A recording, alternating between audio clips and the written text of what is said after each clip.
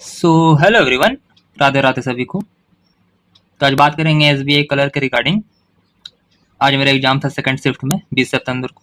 उसका मैं आपको एनालिसिस देने वाला हूँ कि क्या क्या क्वेश्चन आए, किस सब्जेक्ट से आए, मेरे कितने अटेम्प्ट रहे हैं, रिजल्ट डेट क्या हो सकता है और एक्सपेक्टेड कट ऑफ क्या हो सकता है। चलिए वीडियो की शुरुआत करते हैं। सबसे पहले बात करें तो आज मेरा 20 सितंबर था सेकंड शिफ्ट में। एंट्री 10:30 बजे है, 10:30 से 11 बजे रिपोर्टिंग है और एग्जाम स्टार्ट होगा आपका 11:30 से 12:30 के बीच में। इंग्लिश की बात करें इसमें टोटल 30 क्वेश्चन से सबको पता ही है। इसमें पैसेज से 8 क्वेश्चन थे, पाराजेम्बल से 5 क्वेश्चन थे, इरा से 4 क्वेश्चन थे, वर्ड सीक्वेंस से 3 क्वेश्चन थे, इम्प्रूवमेंट से 3 क्वेश्चन थे, फिलअप से 3 था और एक मीनिंग था वर्ड का कर्स। कर्स मतलब तो होता है बुराई किसी का करना या अभिशाप बोल सकते हैं। पैसेज था वो ठीक था, लेकिन उसके क्वेश्चन थे वो थोड़े मतलब घुमावदार थे, डायरेक्ट क्वेश्चन नहीं था, ज़्यादा ट्रू और फॉल्स था, ज़्यादा सेम टू सेम नहीं दिया था। और साइनोनियम था एक, शायद मूव था और एक और गई था, मुझे याद नहीं आ रहा है। पीजे की बात करें तो थोड़ा ट्रिकी था, वो समझ में नहीं आ रहा था। मेरा सीक्वेंस बना था जो DCBEA, मैंने घर आके देखा तो शायद ये तीनों गलत हो गए हैं मेरे। मैंने दूसरे कमेंट्स देखे थे तो एनालिसिस में शायद इसका होता DECBA ऐसा कुछ बनता, ये शायद मेरे गलत हो गए, ये शायद सही है।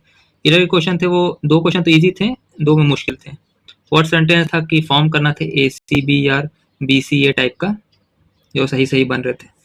इम्प्रूवमेंट की बात करें तो क्वेश्चन ठीक ही था, ज़्यादा इजी नहीं था, ज़्यादा मॉडरेट भी नहीं था, तो ठीक ठाक था, बीच में था। फिलअप की बात करें तो 2-3 क्वेश्चन जो थे वो ऑप्शन 2-3 सेम ही ऑप्शन उसका आ रहा था, मीनिंग थोड़ा मुश्किल बन रहा था। कर्स का शायद एक ही सही था, ऑप्शन बी था जो वो सही था, मुझे जहाँ तक याद है।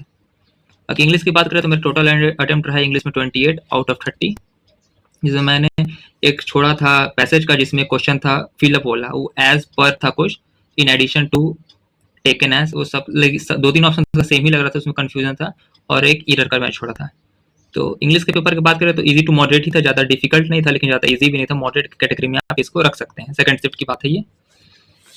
क्वांट की बात करेंगे तो क्वांट मुश्किल था भाई, मेरे क्वांट में अच्छे अटेम्प्ट रहते हैं हर एग्जाम में।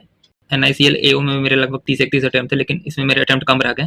इसमें मेरे सबसे पहले अटेम्प्ट की बात करें तो मेरे टोटल अटेम्प्ट इसमें 26 ही रह गए हैं, जिसमें 2 DI थी, एक टेबल DI थी, ग्राफ DI थी। टेबल में संडे मंडे कुछ ऐसे करके था और ग्राफ में बॉयज और गर्ल्स का था। 2 कैसलेट थी 2-2 क्वेश्चन के, जिसमें पहला क्वेश्चन था स्पेंड करना था, कोई लड़की स्पेंड कर रही थी, 65% पहले वो स्पेंड करती थी 3 एक के रोसियों में, और रेस्ट था 35%। इसमें हाफ वो PPF में डालती है और हाफ वो सेव करती है। तो सेव और रेंट के उसको डिफरेंस जो था उसके बारे में निकालना था। और एक जो DI थी वो मिक्सचर DI थी, जिसके इसमें 2 क्वेश्चन थे। इसमें 48 लीटर था, उसको 5 और 6 के रेशियो में डिवाइड करना था, ये जार A में था। और B की बात करें तो ये जो था इसमें पहले से ही मिल्क और वाटर जो था वो 2-2 था, और फाइनल रेशियो आ रहा था A और B का वो 3:10 था। तो टाइम खत्म हो गया था, मैंने लगभग बना ही लिया था लेकिन इसमें टाइम खत्म हो गया था। अप्रोक्सीमेशन की बात करते 8 से 10 क्वेश्चन था लगभग, जो मॉडरेट ही साइड थे, मतलब मॉडरेट इजी, तो मॉडरेट मतलब टाइम लग रहा था, मतलब तुरंत नहीं बन रहा था, आपको सॉल्व करना पड़ा था। बाकी का अर्थमेटिक 10 से 12 क्वेश्चन थे, जो कि अच्छे खासे क्वेश्चन थे, टाइम लग रहा था आपको करने में, तुरंत बन नहीं रहा था, आपको सॉल्व करना पड़ा था। तो क्वांट्स की बात करें तो ओवरऑल मॉडरेट टू मॉडरेट ही था, कि मेरे अटेम्प्ट इसमें 26 ही रह गए थे। और तो तीसरा सेक्शन में रीजनिंग के सेक्शन में, तो रीजनिंग सबसे इजी था इस सेक्शन का। मंथ बेस पर था 5 क्वेश्चन के, कोई वेरिएबल नहीं था, 8 कॉन्जिक्यूटिव पर्सन के थे फ्लोर में 1 to 8, इसमें भी कोई कॉन्जिक्यूटिव मतलब इसमें भी कोई वेरिएबल नहीं था। और रो बेस से 10%, 5% नॉर्थ, 5% साउथ, पैरेलल रो वाला, ये भी इजी क्वेश्चन था, ज़्यादा मुश्किल नहीं था। अल्फा न्यूमरिक के 5 क्वेश्चन थे, इसमें ध्यान दीजिएगा आप लोग, स्लाइड करना था, 2-3 सिंबल या नंबर उधर भी थे। और सेलॉग से 3 क्वेश्चन थे, इनइक्वालिटीज 3 थी, ब्लड रिलेशन 3 था, जिसमें जी जो था वो ब्रदर इन लॉ था, वो उधर जाता जो बेटी का हस्बैंड था। हाइट के 3 क्वेश्चन थे, ABC था, ऑड वन आउट था, अल्फाबेट में जिसका VWR या VWR कुछ ऐसी जिसका ऑप्शन था वो सही था। और नंबर ऑफ फॉरवर्ड बैकवर्ड का गिनना था, वो मोर देन 3 था या मोर देन 4 उसका टोटल आ रहा था, मुझे ज़्यादा याद है, मोर देन 3 ऑप्शन था, वो सही था। और नंबर ऑफ वर्ड फॉर्म थे, जिसमें मैंने मुझे लगा कुछ नहीं होगा, लेकिन बाद में पता चला इसका COPU था, CO कोप इसको बोलते हैं, मुझे लगा ये वर्ड नहीं होता, मैंने निकाल तो लिया था लेकिन बाद में पता चला तो ये था वर्ड। इसमें मेरे टोटल अटेम्प्ट थे 35, जिसमें मेरे एक गलती हो गए हैं। है कि ये कोपोला मैंने नहीं किया था।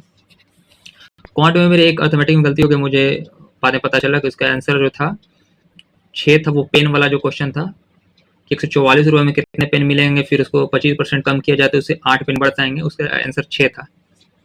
तो ओवरऑल मेरा अटेम्प्ट रहा आपको 89 आउट ऑफ 100, जिसमें मेरे क्वांट में तो एक गलती हो गई, एक रीजनिंग गलती हो गई, 2 तो अभी तक पता चल गया है।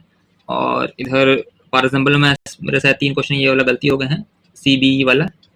तो ओवरऑल देखा जाए तो पेपर मेरा ठीक ही गया है। मैंने झारखंड स्टेट से अप्लाई किया था, इस बार टोटल 130 वैकेंसी है। मेरा पिछले बार इसमें 75.75 नंबर आया था और कट ऑफ गया था झारखंड का उस समय 48। तो इस बार प्री तो निकल ही जाएगा, प्री में उतना कोई हर्डल नहीं है, मेन बात मेंस की है।